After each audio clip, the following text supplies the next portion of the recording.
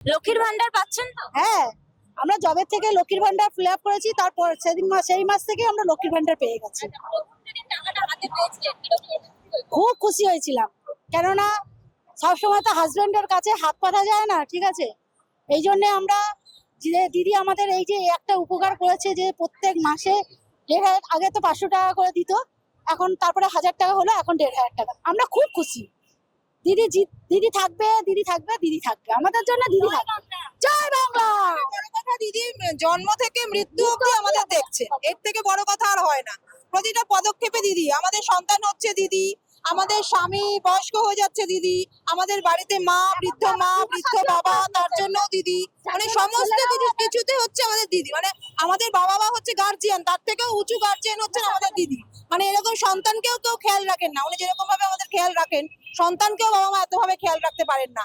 আজকে আমাদের মানে ব্যাংকে গিয়ে টাকা তুলতে হতো, বা যে কোনো কিছু কাজ করে আমাদের টাকা তুলতে হতো, কিন্তু আজকে আমরা একটা ক্লিক করলে আমাদের বাড়িতে লক্ষ্মী ভান্ডার ঢুকে যাচ্ছে। আমরা সকালে উঠে মেসেজ দেখছি আমাদের লক্ষ্মী ভান্ডার, মানে আমাদের এই আনন্দের কোনো সীমা নেই। মানে দিদিকে যে কিভাবে আমরা সশ্রদ্ধ প্রণাম জানাই, দিদি আমাদের থাক, দিদির আমাদের দীর্ঘ আয়ু কামনা করি, দিদি সবসময় আমাদের পাশে থাকবে। বিজেপি তো বলছে যে ক্ষমতা এলে 3000 টাকা করে দেবে। সে অনেক রকম অনেক কথাই হয়, সব গল্প তো শুনে লাভ নেই। যেটা দেখবো সেটা বিশ্বাস করব, যেটা দেখবো না সেটা তো বিশ্বাস করবো না। কবে রাম রাজা হবে, তারপরে সিংহাসনে বসবে, তার থেকে আমরা এখন সিংহাসনে আছি, ভালো আছি। দিদিকে এই সিংহাসনে দিতে চাই। দিদি আমাদের যুগ যুগ জিও। দিদির মতো মানুষ হয় না। দিদিকে আমরা সবসময় শুভানুধ্যায়ী, আমরা দিদির পাশে আছি।